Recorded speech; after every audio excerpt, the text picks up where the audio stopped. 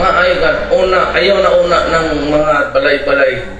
Karong panahon na tiyan ang atong angay atubangon. So muna ang akong mga nas panghuna-hunas pa pamayor na ko sila. So kanang presidente, maboto mo na ko. Wow! Mapildi ka na kung maris matanaw. Ayaw gimugsod o siyudad. Kaya ingon ni Dilima Agneta Rosales, ipadidiis sa yun mo.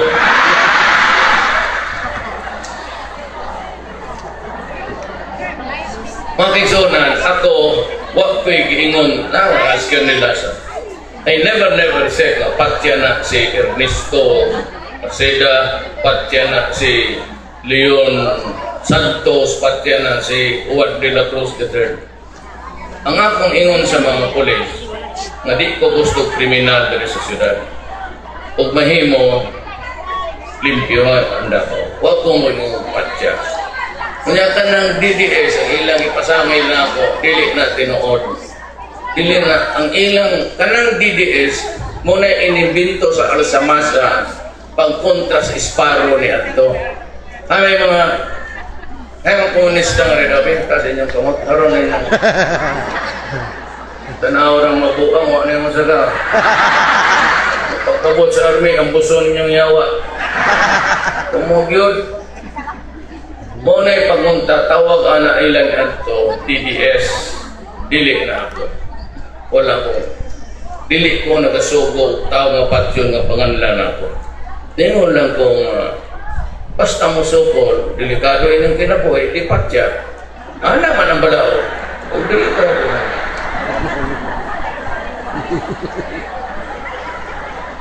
O delikado inyong kinabuhay ko sa bot nga sukol ba.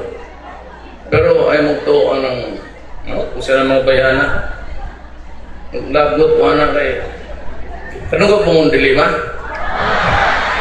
Ibestiga ko niya sudah Davao. Ano rin siya? Mr. Duterte. Ano sulit buang, di ba? You ever heard threatening a certain Gregorio Mendoza? And what is very amazing is that 3 days after he was found dead with a gunshot wound in the head. Kulabot na naman. Nagkopta tumbo ang pulis ang nagpatay. Ana, ayaw ko. Ay, ginoo ko.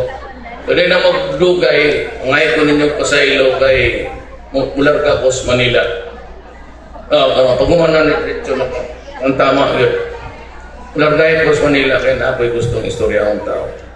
Pero kamo ba, na ang akong pagbati ninyo, kamong taga apila mga ipiing o upakpak, klaro kayo.